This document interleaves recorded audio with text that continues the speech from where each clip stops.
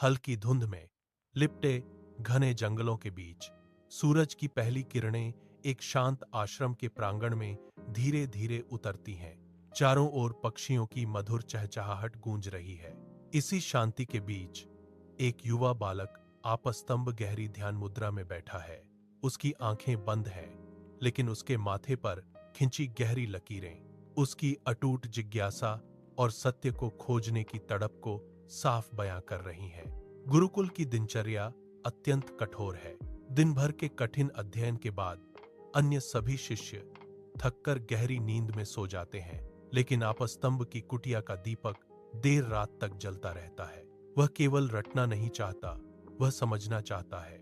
एक रात उसके गुरु उसके पास आकर धीरे से कहते हैं, ज्ञान केवल पढ़ने से नहीं, बल्कि उसे गहराई से समझने से मिलता है। आपस्तंभ अपनी आंखें खोलता है और उसकी दृष्टि में एक अलग ही दिव्य चमक दिखाई देती है। उस समय समाज में चारों ओर अराजकता फैली हुई थी। समाज को एक नई दिशा और अनुशासन की सख्त जरूरत थी। आपस्तंभ अपनी कुटिया से बाहर निकलता है। उसके कदम अत्यंत शांत हैं, लेकिन उसके इरादे किसी विशाल चट्टान की तरह अडिग और मजबूत है। वह ताड़पत्रों को इकट्ठा करता है और उन पर लिखना शुरू करता है। उसकी कलम से आपस्तंभ धर्म सूत्र, गृह्य सूत्र और श्रौत सूत्र जैसे महान ग्रंथों का जन्म होता है।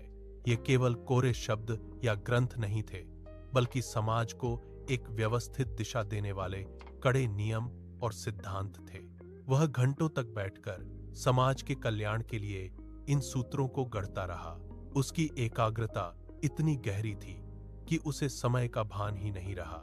वह जानता था कि बिना नियमों के कोई भी समाज अधिक समय तक जीवित नहीं रह सकता।